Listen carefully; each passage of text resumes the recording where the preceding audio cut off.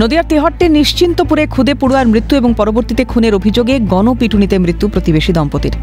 ঘটনায় শতপ্রণোদিত মামলা রুজু করে তদন্তে নামে তেহট্ট থানার পুলিশ।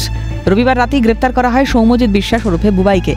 সেই ঘটনার রেশ ধরেই গণপিটুনিতে যুক্ত থাকার অভিযোগে মোট 13 জনকে গ্রেপ্তার করেছে পুলিশ।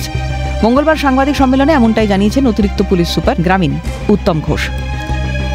পিটুনির ঘটনার মধ্যে পুলিশ সেখানের মধ্যে আমি আগেই বললাম যে শতপ্রণোদিতভাবে একটা মামলা রুজু করে 150-200 জনের বিরুদ্ধে।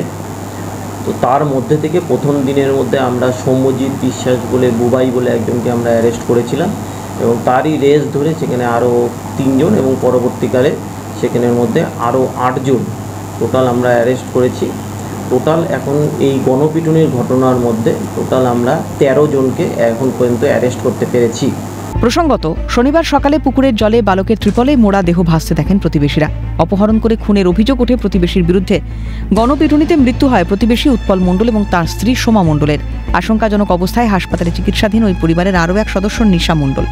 ঘটনার তদন্তে নেমে ছাত্র খুনের অভিযোগে 4 জনকে গ্রেপ্তারের পাশাপাশি গণপিটুনির ঘটনায় যুক্ত থাকার অভিযোগে 13 জনকে গ্রেপ্তার করে পুলিশ। এই প্রসঙ্গে আইন হাতে তুলে না নেওয়ার পরামর্শ অতিরিক্ত জেলা পুলিশ সুপারের। একটা জিনিস আমি সেখানের মধ্যে এই সমস্ত ঘটনার রেস ধরে আমি আপনাদের মাধ্যমে সমস্ত গ্রামবাসী এবং সমস্ত তেহট্টবাসী এবং সর্বোপরি নদিয়া কৃষ্ণনগর পুলিশ জেলার সমস্ত জনসাধারণকে আমি জানাতে চাইছি যে আপনারা কেউ আইনকে হাতে তুলে নেবেন না।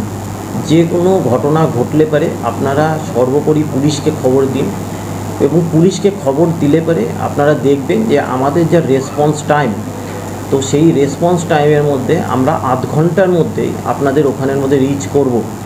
সুস্থ গণতান্ত্রিক ব্যবস্থায় কোনো সময় এরকমভাবে আইনকে হাতে তুলে নেওয়া যায় না বা কাউকে সেখানের মধ্যে পিটিয়ে মারা যায় না। তবে তৃতীয় শ্রেণীর পড়ুয়াকে মেরে পুকুরের জলে ফেলে দেওয়ার পিছনে কী কারণ থাকতে পারে তা জানতে তদন্ত চালিয়ে নিয়ে যাচ্ছেন তেহট্ট থানার পুলিশ আধিকারিকরা। প্রসেনজিৎ বিশ্বাসের রিপোর্ট, ক্যালকাটা নিউজ।